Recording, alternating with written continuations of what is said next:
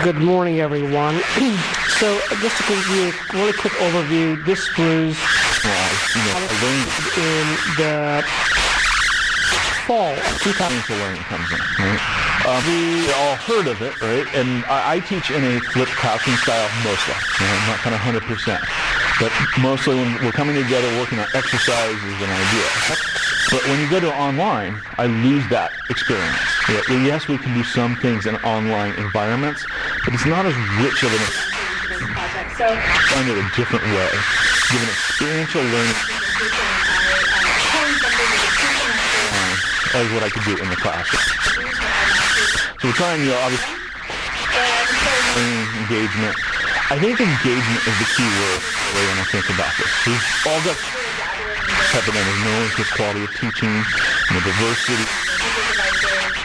I also think I probably on average use it higher than most psychology instructors.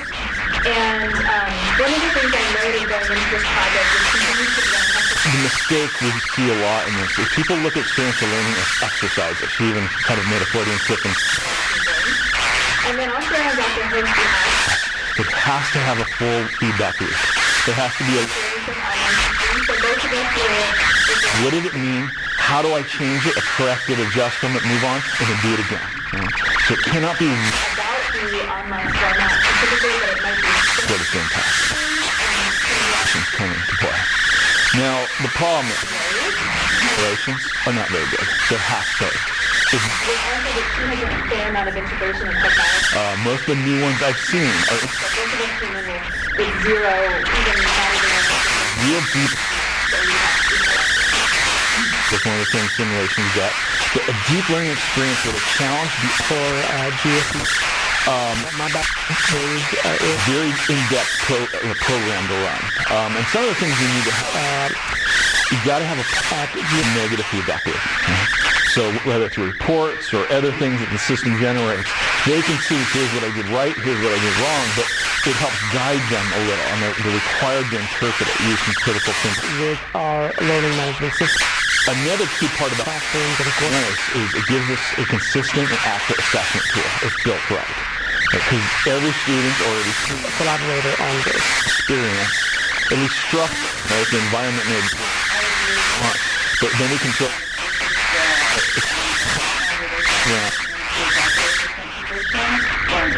We got it online.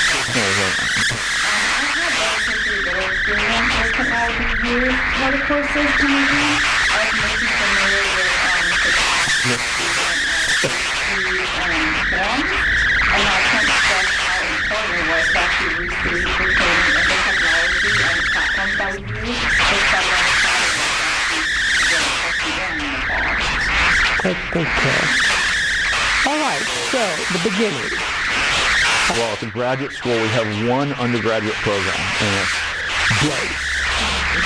For fully employed adult, who go at night and weekends primarily, and it's basically a bachelor's. Yeah, with Natasha and with Judy, coming into it. part of that course was, where do I really start?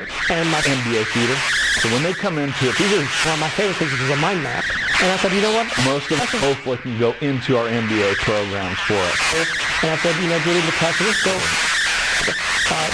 Information in here about the asynchronous and synchronous elements. In the company, you better get ready for a battle. Because again, we have to go live.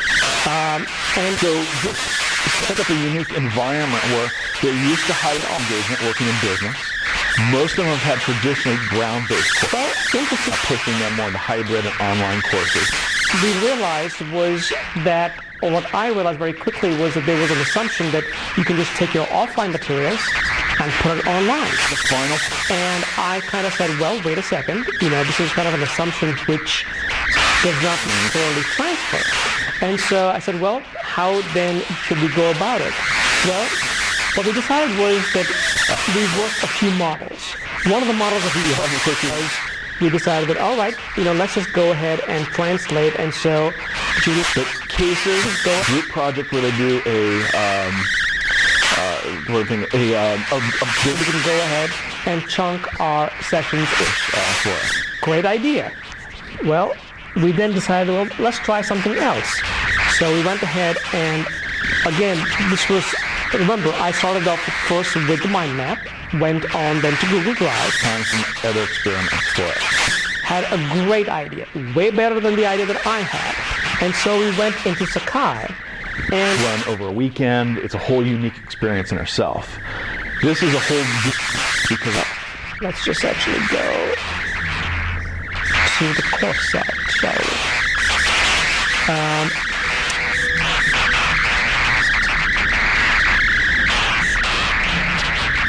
So under resources, what we did was we went ahead, and as you can see, understanding the business as an integrated system, right? Multiple units affecting each other, and how one decision here affects the rest of it, and then the ability. In that, these folders, based on I'm trying to create. The goal is not to create a game, as well as what they were going to be using. Over there. So this became a great place for us. So I've in a sense made simulations for them into a project site. And at least 10 other sims in different programs. And they put all of their material, which became a great place because the person wants. But Capstone for this class, all pieces together. The class of using all access to this, and it became a really good starting point for us.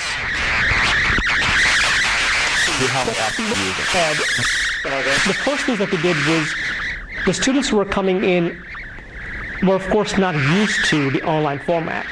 So we decided that it was very important to give them a very descriptive homepage. And we went ahead and put a lot of information in over here so that they would have all that information right up front. They knew exactly who the TAs were, when they were, what was the link for, the synchronous session. So we put all the information up over here so that they were very clear about what it is that they were going to be doing. The next thing we did was, well, I think I already kind of mentioned this, which is linking it to the project site.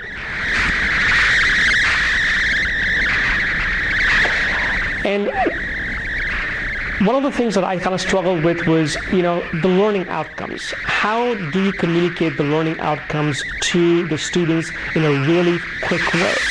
And we decided that we would actually have, at the very beginning of the semester, we would actually go ahead and have, if my cursor would work, an introduction video. And we basically built a video right in here.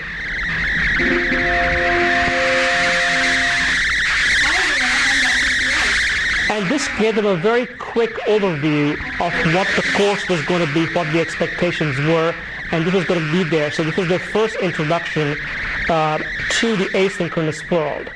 One of the other things that we did was we went ahead and we made sure that every asynchronous session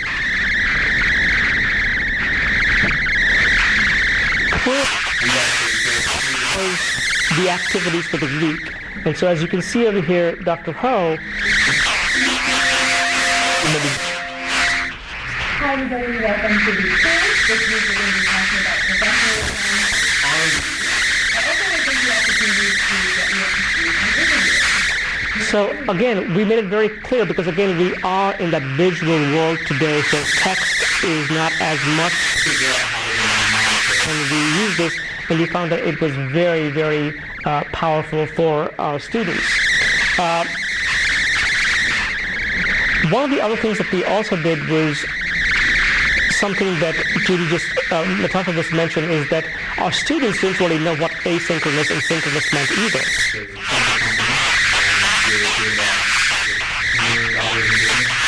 What is asynchronous? What was the expectation? They also knew exactly what was the Adobe.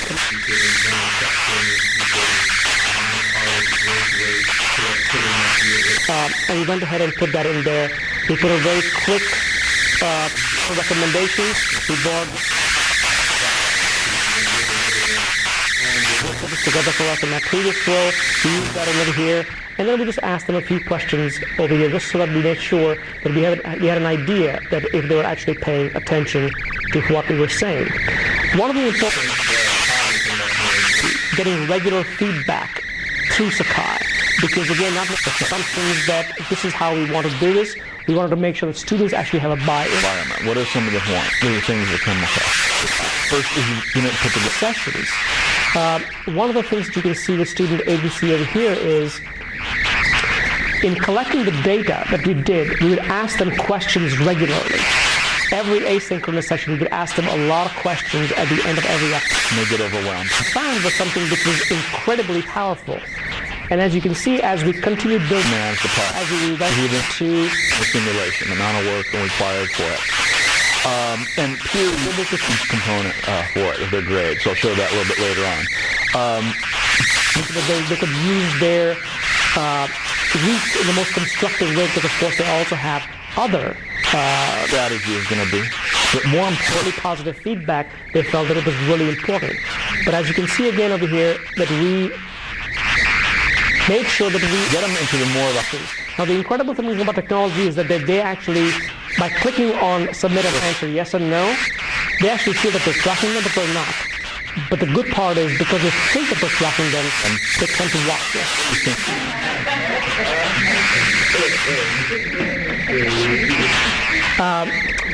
As you can also see over here real quick, is that we also... Oh, I'm going to skip because of time. From both of them. So we spoke a little bit about offline versus offline, right? So You need an individual I remember Dr. Ho coming up and saying, well, I have a questionnaire. the individual Go ahead and have the students download it, fill it out, they can email it to the TA, they can grade it, they can tabulate the score, and I said, well, why would you want to do that? exactly. Put this survey online, and so we went ahead and pushed everything to Qualtrics. Carol was instrumental in making sure that this whole thing was designed, and we started putting all of our surveys through Qualtrics online.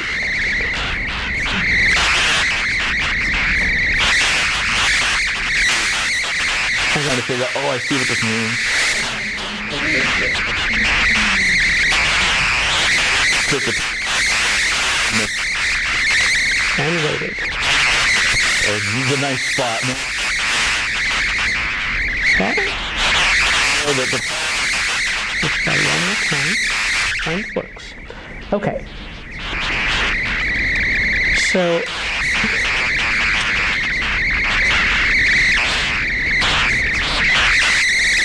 this was a very complicated survey, which actually required that the scores were tabulated. So we went ahead and we put all this information online. And as you can see, we were able to visualize all of this data. Now, one of the arguments that I had to the professors was that as you're getting all this data in a few months, in a few years, and they're doing any fun. the same questions. But in 3 to 5 years, now you're sitting on about 5 years of data. So if you as a faculty plan to write a paper or plan to do any kind of research, One, any stock transaction. But they have to ask the board of directors for approval. so we found They fill it out, they submit it, and if they're doing well, they get the nice rubber stamp from the board. Not doing well, I hit them hard and go, how do you want this money? I just saw that on your face. Fine. The psychologist in him was saying, there's a story over here. So anyway, They have 6 different ones. Carol, and she's going to talk a little bit about what worked and what did not work, but based on our instructions from our colleague over there, you need to put this on so they can get this on the camera.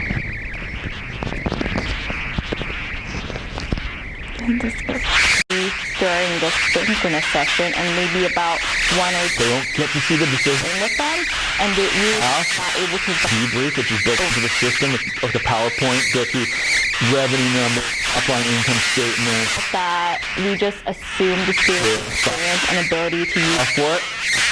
But I got that. But I get actual analyst viewpoint. things adequately.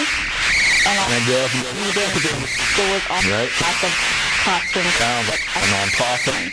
but we learned from that, and after Other peers, someone's doing well, I'm like, can someone knock them off? Right? So creating an environment that people have fun with it. It allows me to teach them some fundamentals, particularly around financial analysis.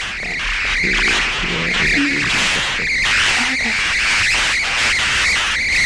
than that, and this is how we measure. This classroom, I do peer review at multiple schools. exactly. Built into the center, so one of the reasons why I chose Capstone. I feel like they're being Multiple versions of it, but I'm using the newest one. And what I do is I normally catch them after 2 rounds, then I catch them around 6 rounds, somewhere right in the middle, get close to it, and then after... And they get averaged actually to pick grade. So reducing the class. but what you find is some students start strong, dropping, come At about 16 and that's per class, and it was way more effective. feel comfortable, and as they get more into their team and understanding, they'll be much stronger. So participation, and they also get that feedback. They get back to them. It's blind, but they can get feedback amongst their own team, a 360 type review of how well they're doing and what they can do to improve it. And then lastly is a decision audit trail. This is really from the faculty. It's an important piece to have. Data that we gathered.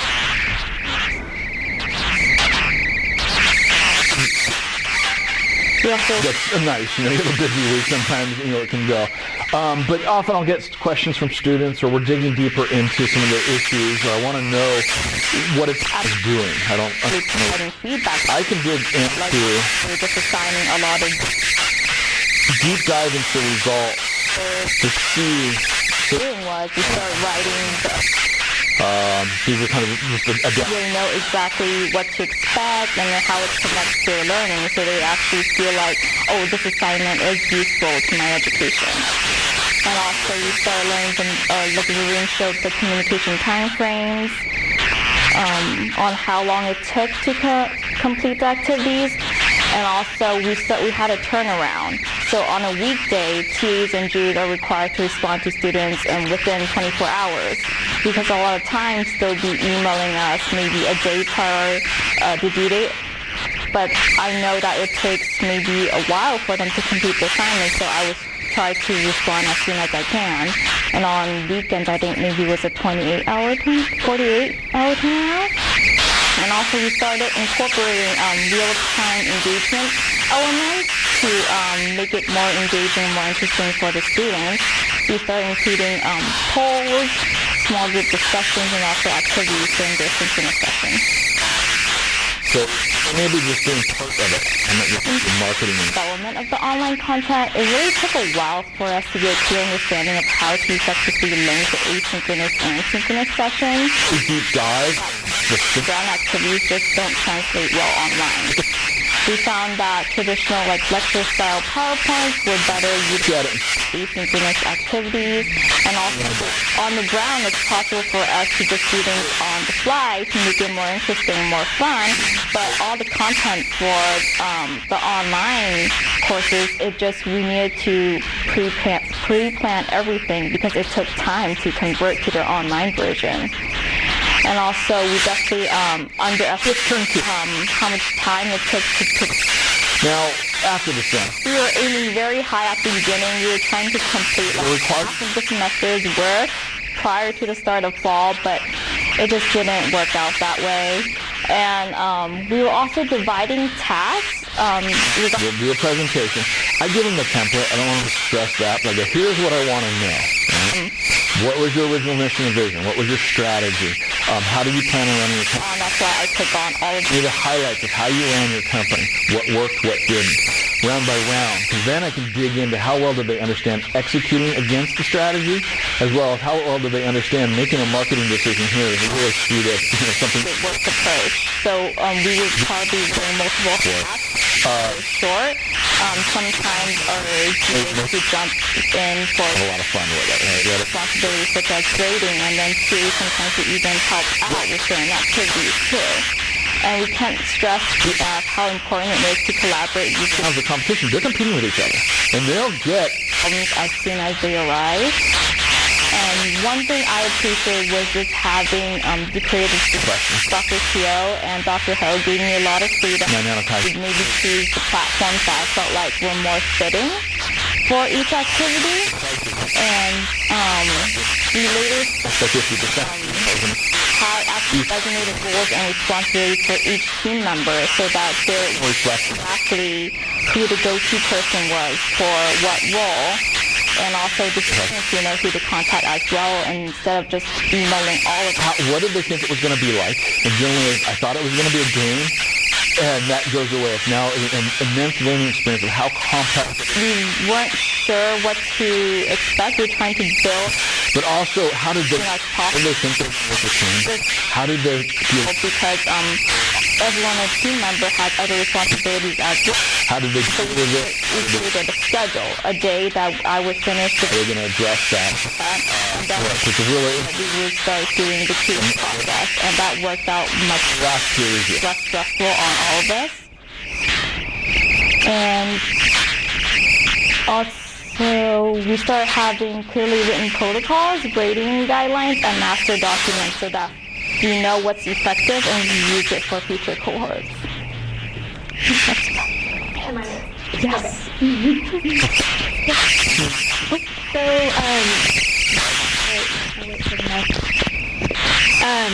So I want to share with you some data that we collected. We began, obviously this was kind of an experiment, and we are continuing to evaluate the effectiveness of using the hybrid format for this particular course. It's a course that includes classroom components as well as field placement, a lot of coordination.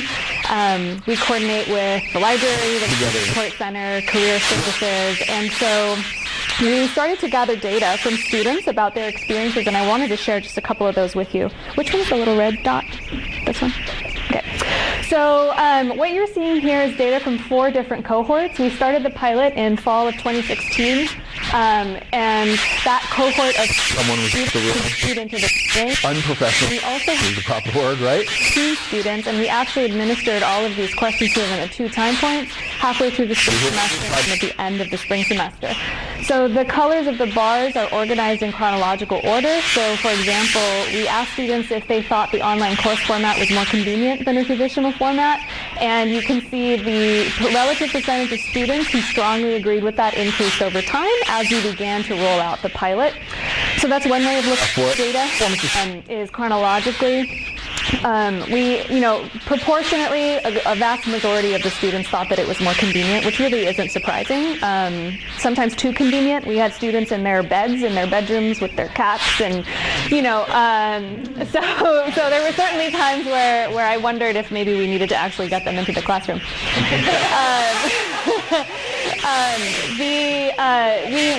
We were curious about engagement. I will say that given that our first cohort was 48 students, it was really a poor test of engagement. However, so you'll see from our very first cohort, the blue and the green bars, we had a lot of students who strongly disagreed with this statement, right? They really felt that it was not as engaging, and I think the biggest lesson learned there was the class size. You look at the yellow and the pink bars, this is for a cohort of 13 students. We're seeing a little bit more positive responses, but a fair number of students felt that they were undecided on whether or not the online course was more engaging. Honestly, as I've thought about this, I'm not sure if it's realistic to think that an online course would be more engaging. I think in my mind as an instructor, I'm aiming for at least as engaging and trying to enhance ways of engagement in the online platform. One of my great interests with online education in general is thinking about it as a way of developing our students' digital literacy and their fluency skills. And so I was curious about whether they felt that the actual online class experience improved their technology skills. Here again, you can see, most of the students tend to cluster around agree or undecided. I'm not sure I want to keep the undecided option in there moving forward. It just kind of doesn't give us a whole lot of information. But I think in general and, anecdotally, we've had students who graduated through the Capstone experience who've conveyed to us in their written feedback that they did learn a lot and feel more competent using some of the tools. I was very curious. The way that we do the hybrid, we have 13 weeks, synchronous sessions online, and then we have 2 Saturday workshops. Workshops in person during week 2 at the very beginning of the experience so that they can build that in-person connection, and then again at week 10 during their first semester. So we had a majority of the students in our first cohort felt that they would want less online time, which really isn't surprising, given that there were 48 students. I think in my experience teaching in the MA program, I think our students really like in-person contact. So one of the things that I've been thinking of is how to achieve a better balance between in-person and online time to meet the needs of our students.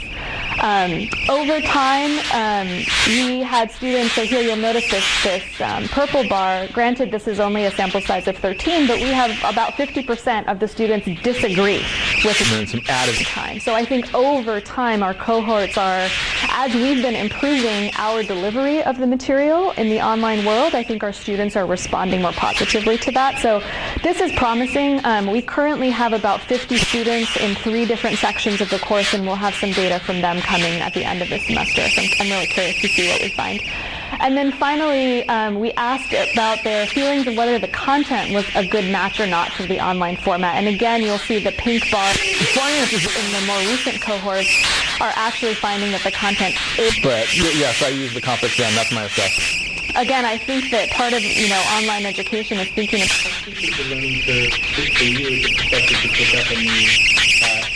online platform. And then the last slide I'll show you with some data is I wanted to know if students were at least open online. Yeah, I tried 4 different things. I think it's challenging that we tried myself in a hybrid format. And we had, again, the pink bars, we have students here who actually disagree with this. They think that it's a good fit for 690, 691. The green and the blue bars, again, this is our guinea pig cohort of 48, and so they had a very unique get up and turn it and go, this is a really good. And I think we've been improving this, but we still have a few cohorts that we're gathering data from.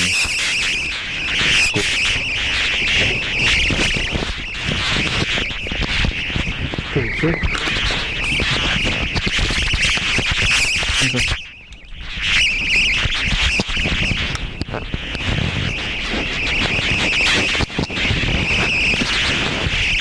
All right, so, what were the significant lessons learned? We made sure that, we want to make sure that there is room for longer startup time, prep time for each course. That's pretty obvious. For hybrid, think carefully about when to have in-person sessions and how to spend the time.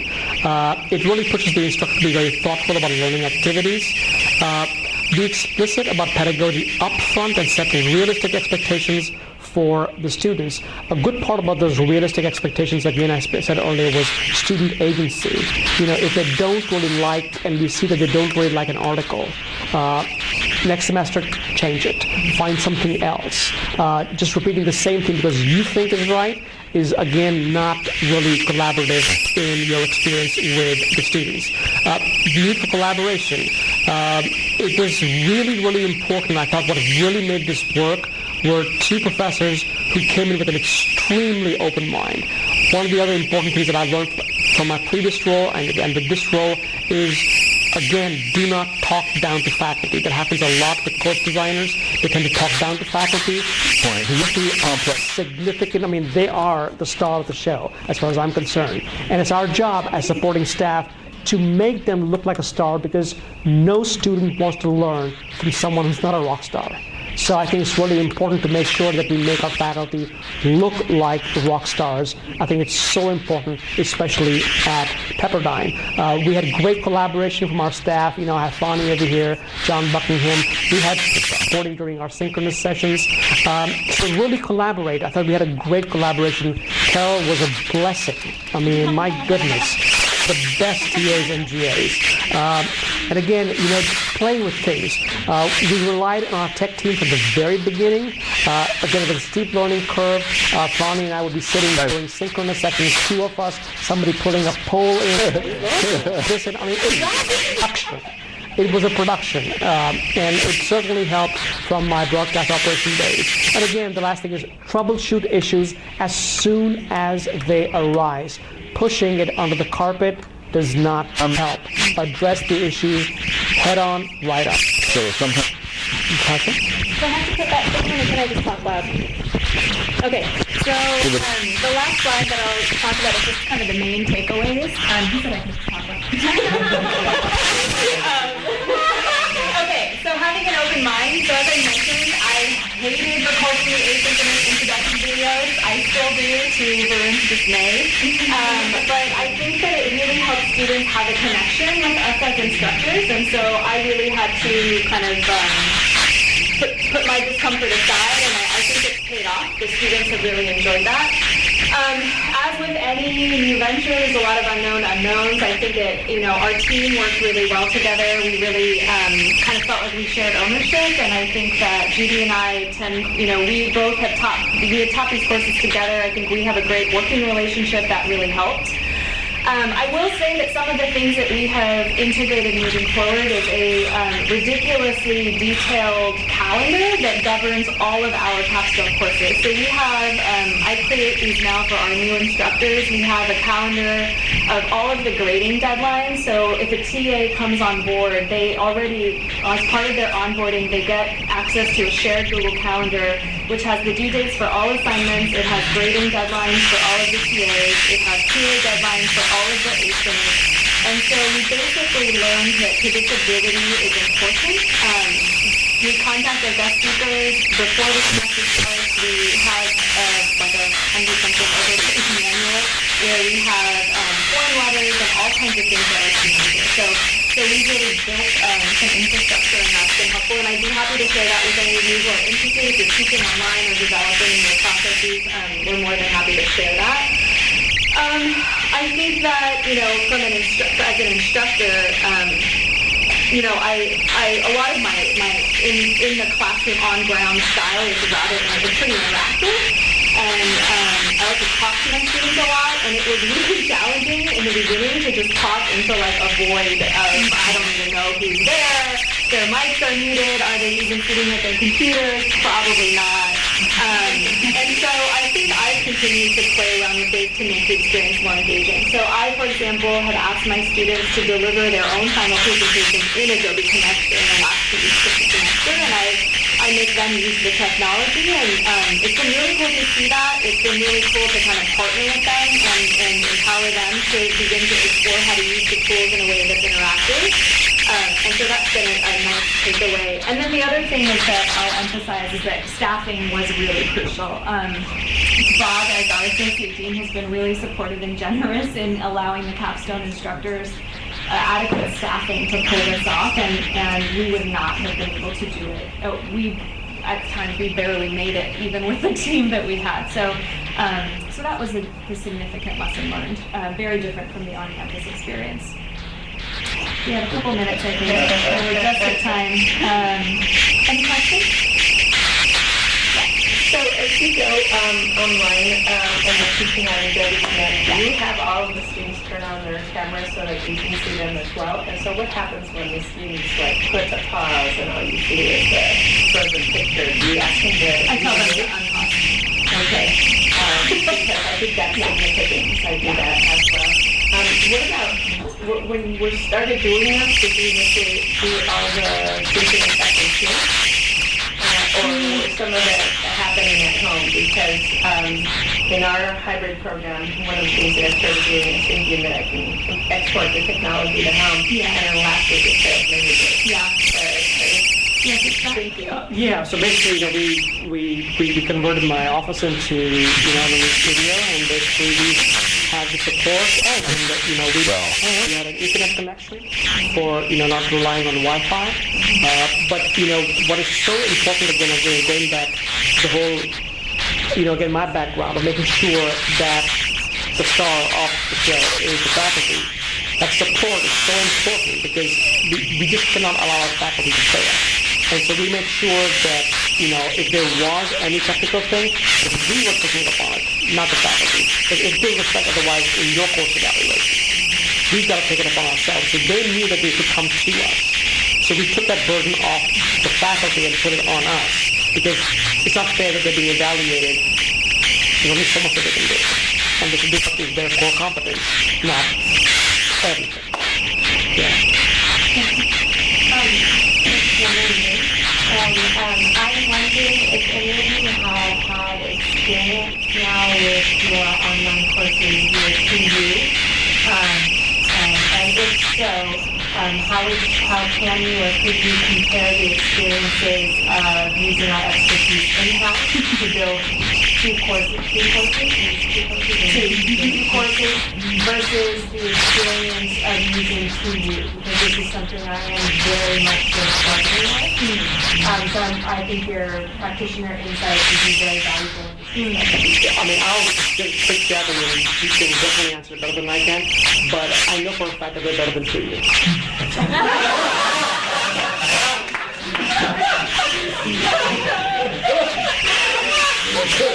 It's a great question. I don't know if I have enough data yet to answer it in all the ways that you're asking it. We did this process with Bruin and his team on GSPAs, and now it's a development process with 2U for this class actually. And so, I think that there are ways in which having 2U and to bring our technology division is partnering with 2U to launch online programs, and so they house all of the course development process and all of that. I think that there have been things I've learned from the 2U experience that have been helpful. So, for example, their approach, they have a lot more resources, I think, for some of the aspects of the course. So, in terms of just production of new content, obviously we rely a lot on the resources that they have. I think that allows us to get farther.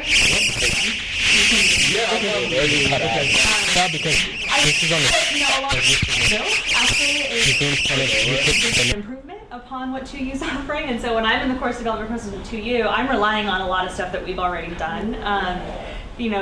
So I think that, I don't know if, I'm not sure if one's better than the other quite yet. I think it's really about leveraging the tools that you have and then using those and adding more.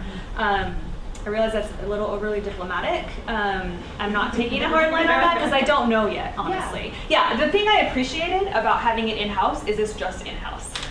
Like, we are GSEP, we know what we're about, and we can deliver that. I think when you put more cooks in the kitchen, and perhaps, a company their focus is perhaps more on revenue and our focus is more on pedagogy, I think there's a potential for there to be some conflicts and trying to negotiate that. They haven't happened to a great degree yet, in my experience with 2U, but I think that that's certainly a tension that was not present when we were all here in GSEP and we all own what we're doing. Test. 2U, of course, has a lot of resources. We did this entirely in-house. I mean, we literally put up a $200 studio.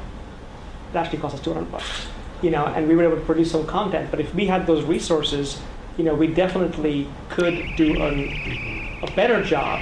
But the idea here is really it's not that we're competing with them. Right. The idea is that we get the most out of the resources that we already have. And I think which we did, but if we had those resources, my goodness. Mm-hmm. Awesome. Thank you. That's really, really great insight. Not to forget the plants in the background. Yeah. I wanted to thank all of you for doing an amazing job launching the 690, 691 course sequence. Just unbelievable how great it's been. And I just wanted to mention for those in the room who don't understand fully all the challenges. I want people to understand that the program you're talking about is an on-ground program. And the 690, 691 course was the Capstone experience. When students enrolled in that program, they did not know that this course was going to be delivered in an online format. So when we see that, the initial data from the initial cohort that go through it, not only are we dealing with a huge class and all that kind of stuff, but these are folks who wait a minute. I didn't sign up for an online program. They didn't have informed consent. So actually, the data, when I look at that data, I think, this is amazing.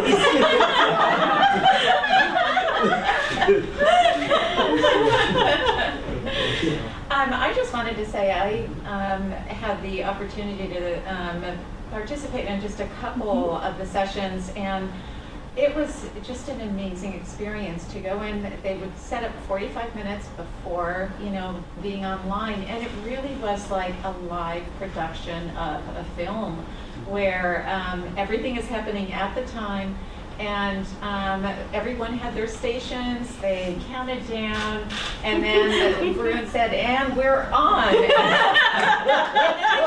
Music. They had all sorts of stuff going. morning, students were putting little smiley faces up listening to the music, and then they would start in and segue into the instruction, and the music was tied to something that was integrated in the lesson. I mean, it was amazing. It really was amazing. And so I just was in awe of the way all of you worked together and collaborated to make something that was so complicated look so easy, because, I mean, it's not. It's a lot of work.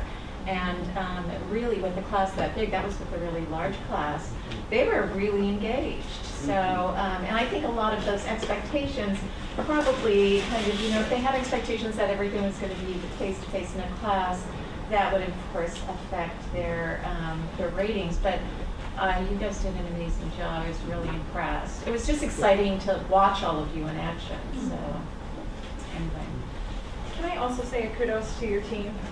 So we run reports in Sakai, and this particular course is one of the most engaging courses, if not the most engaging course when we did it. So they really had students interacting. Also, when I worked at GSEP, I would be leaving at the end of the day, and I did walk by Varun's office, and I saw these guys sitting there working hours, so that was great. And Dr. Natasha, to your point about the video, many of you saw the advertising video that we did, where I filmed Dr. Natasha, and she literally did this in one take. Oh, yeah. I absolutely was like, ready, go, and it was absolutely amazing. So congratulations, you guys. You're really leading the pack, and I'm so excited to learn from you. So thank you.